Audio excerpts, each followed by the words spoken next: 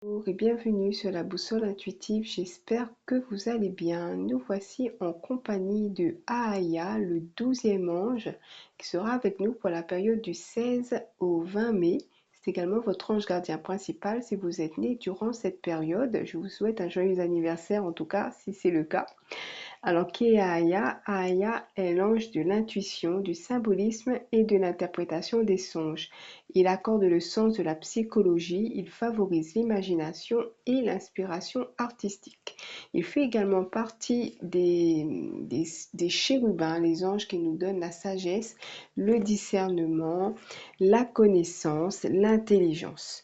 Alors, sur la carte, il est représenté ici en haut à gauche et il est en train d'envoyer des images à quelqu'un qui est en train de dormir là. Donc peut-être des images en rêve, certainement des images en rêve. Donc ça peut être des rêves prémonitoires, ça peut être des rêves qui permettront à cette personne de comprendre des situations qu'elle traverse peut-être en ce moment, comme des messages. Mais nous, on va voir avec le petit oracle de la magie quel est le message que Aya veut nous transmettre pour commencer ce tirage.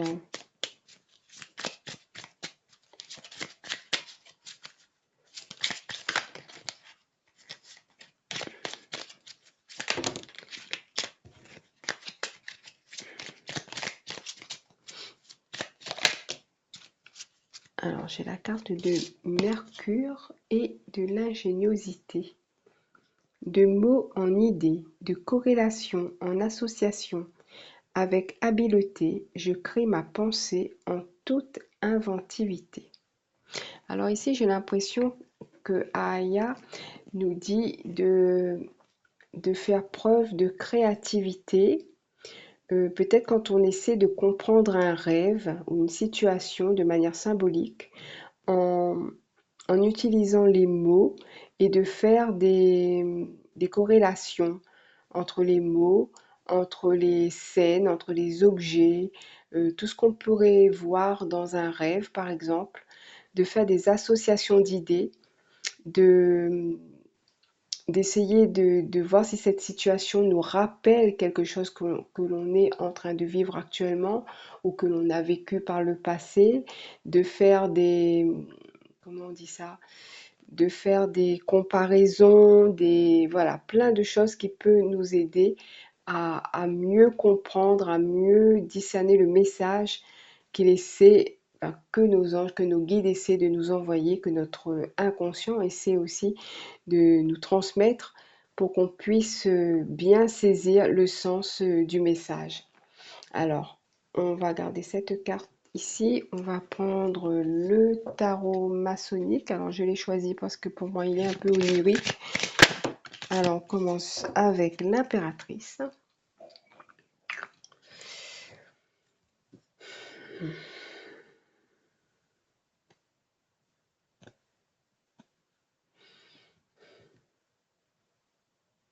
Alors, c'est une femme, on va dire, à tête de lion. Alors, il y a pas mal de symboles. Il y a des ailes, et des ailes d'ange. Il y a un triangle bleu, des symboles de planètes, le symbole maçonnique du compas et de l'équerre, des symboles hébraïques. Il me dit, ça en fait des symboles. Justement, parlons-en de ces symboles, des symboles que vous avez l'habitude de côtoyer dans votre vie de tous les jours, des symboles qui sont vos symboles, des symboles qui ont un sens sur le plan euh, physique, matériel, mais qui ont aussi leur propre sens spirituel. Observez les symboles autour de vous, observez les formes, observez comment dire ça, il me parle des choses qui arrivent fréquemment, des objets que vous pouvez voir de manière répétitive, euh, ou des symboles que vous pouvez voir de manière répétitive. Il y a sûrement un message pour vous dans tous ces symboles. Alors, on a la tempérance.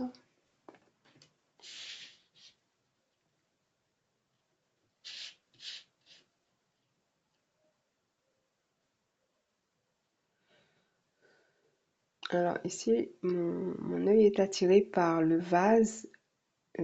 Ici, il y a le soleil. Et ce vase transmet de l'énergie je crois que c'est une amphore, ça.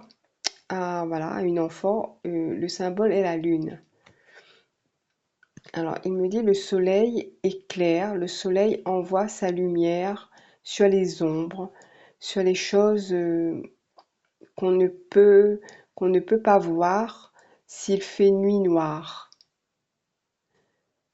Concentrez votre attention sur les rayons de ce soleil symbolique, ce soleil qui essaie de toutes les façons vous montrer vos zones d'ombre sur lesquelles vous devez travailler pour pouvoir effectuer un changement important, voire radical dans votre vie.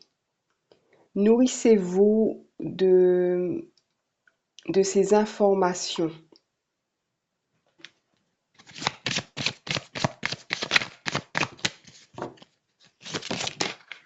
Je vais prendre celle qui est tombée. La roue de fortune.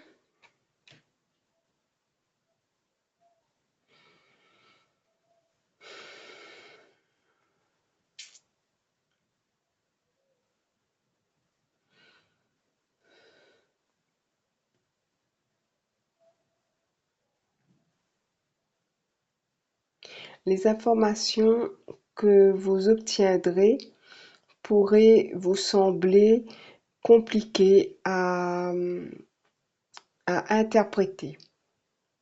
Ne les voyez pas comme des énigmes à résoudre absolument. Gardez-les dans un coin de votre esprit. Notez-les sur un cahier. N'hésitez pas à partager au fur et à mesure du temps.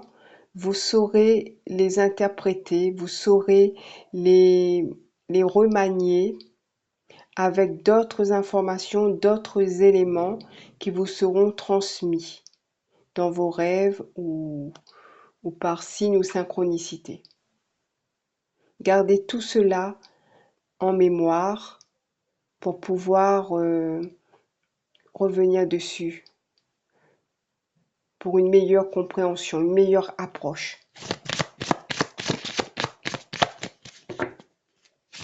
Il me dit aussi, n'ayez pas peur de certains symboles qui pourraient vous effrayer.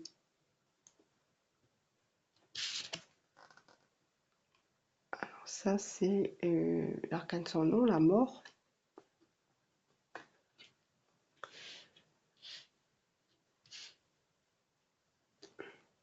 Alors, voilà, il me dit justement un exemple. N'ayez pas peur du symbole de la mort dans vos rêves, car la mort, comme pour les cartes du tarot, la mort symbolise bien souvent une fin qui permet un renouvellement, qui permet une transformation.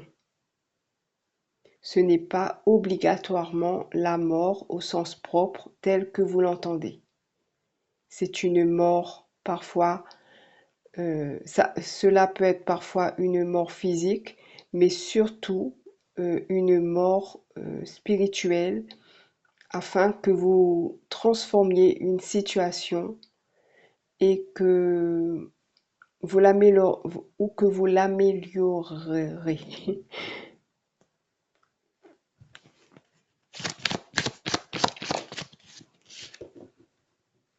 L'amoureux.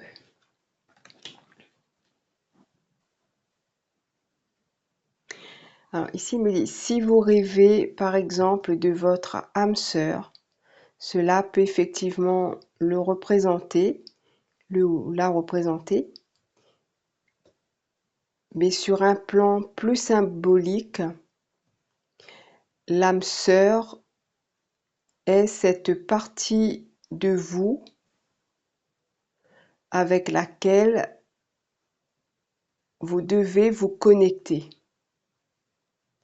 Cette partie de vous qui vous connaît, pardon, et qui attend que vous soyez en relation avec elle pour vous sentir plus complet.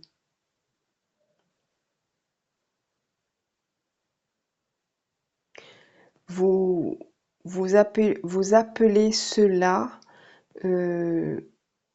l'union sacrée du féminin et du masculin.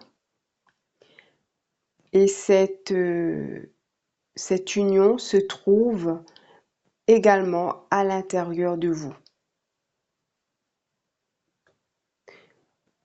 Connectez-vous à cette... alors, c'est quoi le mot? Je dis à cette partie de vous, c'est pas le mot que je cherche, mais c'est pas grave.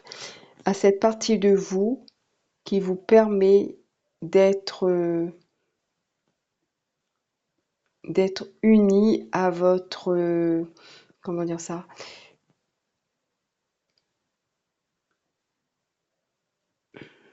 alors à votre aspect féminin si vous êtes on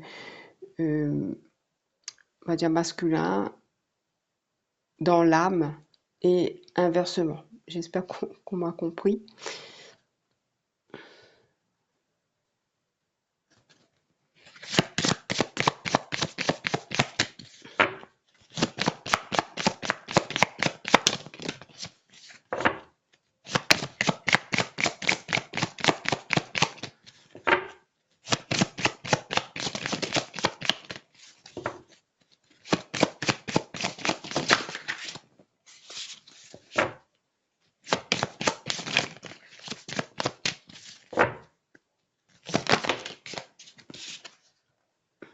L'ermite.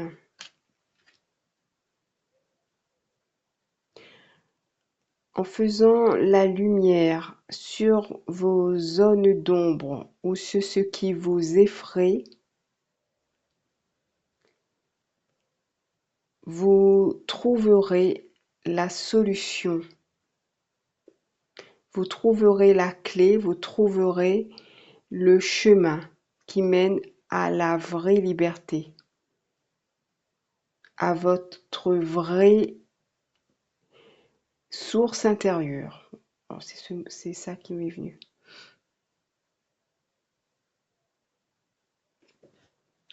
D'accord. Alors, je vais prendre le message qu'il y a dans le livret ici, le message de Aya. Donc ce n'est pas le même jeu, mais c'est pas grave. Ah ben justement, ça nous parle de solution. Alors, tout problème a une solution, sois-en assuré. Parfois, il te faudra être patient, mais sache que toutes les clés sont là, autour de toi. Commence par instaurer la paix dans ton esprit pour faire taire le brouhaha des pensées. Maintenant, modifie ton angle de perception. Pense que ce moment a une solution qui te sera donnée grâce à toi. Prends conscience de ton pouvoir, car ta présence ici et maintenant est une preuve que tu es essentiel à ce monde. Même si tu ignores ta mission et son but, tu es en train de l'accomplir, car tu es à la fois la porte et la clé qui l'ouvre. Alors écoute, vois, touche, sens et regarde calmement autour de toi. Que te murmure ton corps, que te chuchote ton âme. Fais-toi confiance, tu as des talents et de la créativité, et tu es une ressource inépuisable pour toi-même. Tu es la clé ouvrant les portes sur ton chemin de vie. Waouh! Bon, c'est un très joli message en tout cas. Voilà pour moi, pour le message de Aya. Je vais terminer avec une petite carte de la synchronicité. Donc si vous voyez cette image, vous entendez le mot. Voilà, donc ça pourrait aussi vous donner une indication sur la présence de Aya. Alors, quelle est cette carte?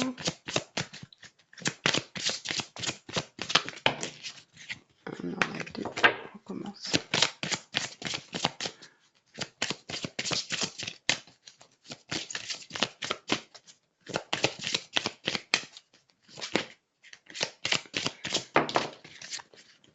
j'ai le palmier et le palmier me parle de victoire. Voilà pour moi, mes chers amis. J'espère que ce petit tirage vous a plu. S'il vous a plu, n'hésitez pas à commenter, à liker, à partager, à vous abonner. Je remercie en tout cas toutes les personnes qui le font. Je vous souhaite une bonne période jusqu'au 20 mai et je vous dis à bientôt.